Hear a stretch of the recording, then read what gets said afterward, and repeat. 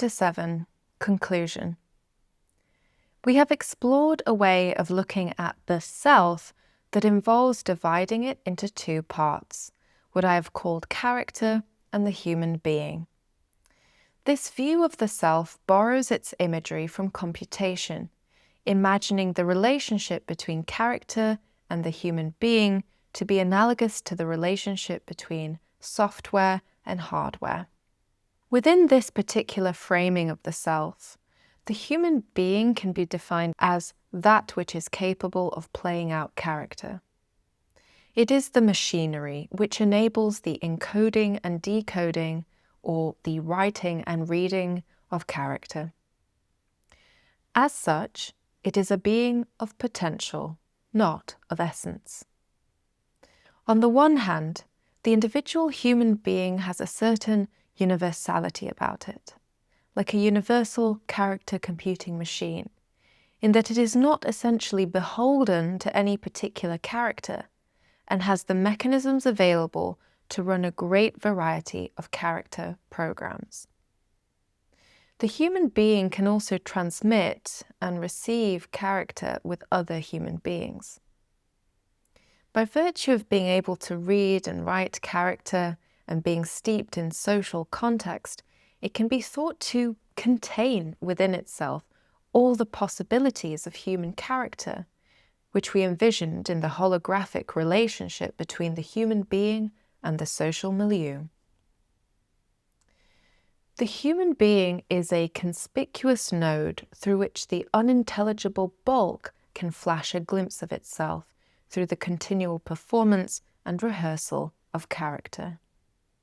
On the other hand, like any machine, the human being is composed of real bits and pieces that, like the obstacles in a pinball machine, channel the flow of character input somewhat specifically and idiosyncratically to other human beings, leading to individual variation every time a character is copied. Each human being is a supple memory machine, carved by habit and arcs of intent. The grooves of its surface deepen over time, making it more receptive to certain inputs over others. And then there is character. Character is different to the human being in kind.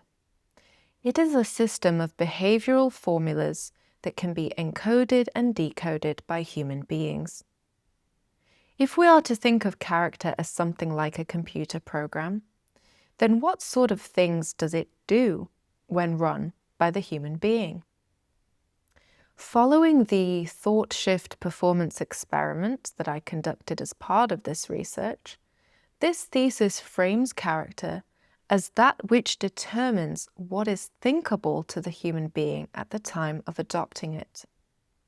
It is the very shape of thinkability. Using a meteorological metaphor, we have likened character to a climate and behaviour to weather. Where weather is the actual output of a climate system, whether rain, sunshine or storm, climate is a landscape of weather probabilities that morphs and reshapes itself over time in response to actual weather events. Similarly, character is like a climate in that it is the shape of behavioural probabilities and is morphed and reshaped by actual behaviours through the practice of everyday being. Character is an attractor in a behavioural space. Something interesting happens when character changes and is replaced by a different character. The landscape of behavioural probabilities has changed, and the new character comes complete with its own different internal logic.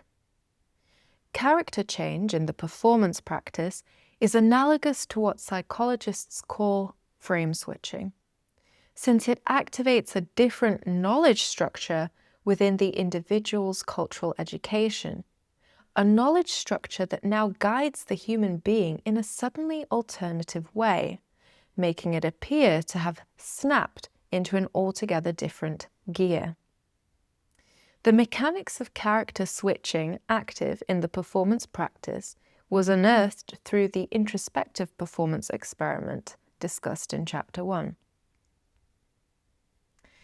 In the context of cultural psychology research, frame switching usually manifests as a more or less unconscious shift in behavior motivated by social pressures and conflicting contextual demands.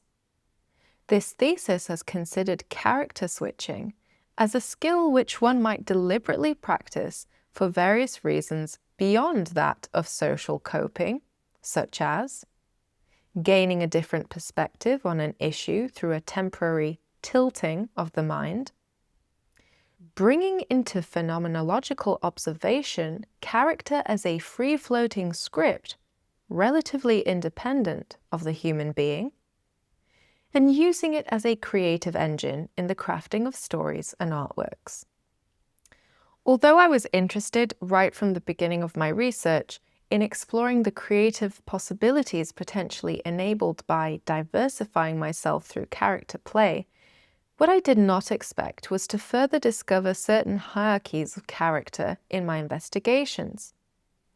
These hierarchies were first pointed out by one of the alternative characters played out in my performance practice, specifically in Politics of Inner Self, an experimental dialogue with myself in two characters.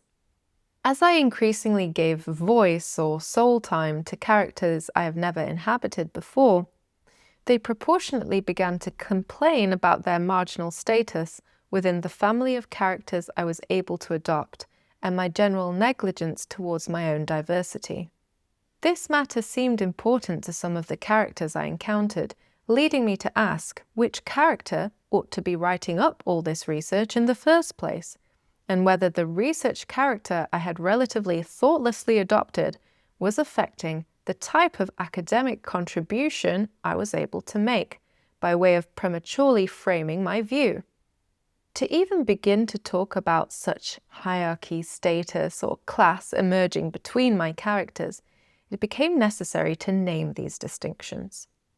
At first, I distinguished between dominant and subordinate characters within my repertoire of being. Later on in the research, I began to suspect that the terms dominant and subordinate were not adequate when it came to capturing the relations between the different characters I was inhabiting throughout the research, both on and off camera, when doing my art practice and when not doing my art practice. Although, as a percentage of the 3 years I spent undertaking this research, some characters received more soul time than others, this could be described not simply as a relation by which some characters dominated over others. Rather, my characters could be differentiated by the degree to which they were tethered to the social milieu in which I lived. This introduced the need to name a special character, or set of characters, which I called the social agent.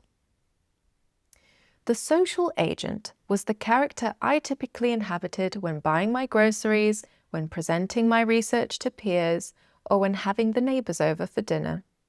Although these three activities could further be associated with characters distinct from each other, a more serious and committed version of the social agent when presenting research, a more cheerful and polite version when trying to be an agreeable customer, a more laid-back and happy-go-lucky version when entertaining guests, they share in common a certain fidelity towards an overall coherency with regard to who Katerina is in public. The social agent has a CV that must be updated, chronicling the achievements of a lifetime.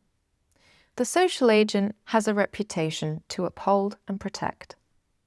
The social agent feels a civic responsibility to cooperate with fellow inhabitants and is in turn rewarded if it does and penalized if it does not. The social agent is the one who gets promoted and the one who goes to prison. In this way, the social agent may indeed dominate over other possible characters with respect to hours of soul time enjoyed, since many daily activities are social and require depending on other people within the social milieu to fulfill our various needs, whether those others are present with us physically or not. The social agent must be present to engage in those social activities. But the dominance of the social agent over other characters comes simply as a consequence of being tethered to the social milieu. Thus, rather than a despotic, power-hungry character that domineeringly looms over the rest, we can think of it as a clerkly, administrative character that must fret over the fine print, maintain a reputation, and manage its own coherency and behavioural predictability so that it can cooperate with other social agents. The social agent is that character which enters the social milieu as a stakeholder and responsible agent on behalf of the human being. Likewise, the so-called marginal characters, which have been given some soul time in my art practice, enjoy a freedom of expression that the tethered social agent cannot afford. These are the tangential characters, the characters untethered to the demands of a unified projection of agency necessary to cooperate in the social milieu. They can explore themselves to their heart's content, perhaps be more like themselves than the social agent can. They can run with their hopes, fears, and personal expression in one direction until they exhaust themselves, and even then they burst in style, like a firework. They do not need to moderate themselves, and they can fly on the wing of their sensibilities without inhibition or fear of social repercussions.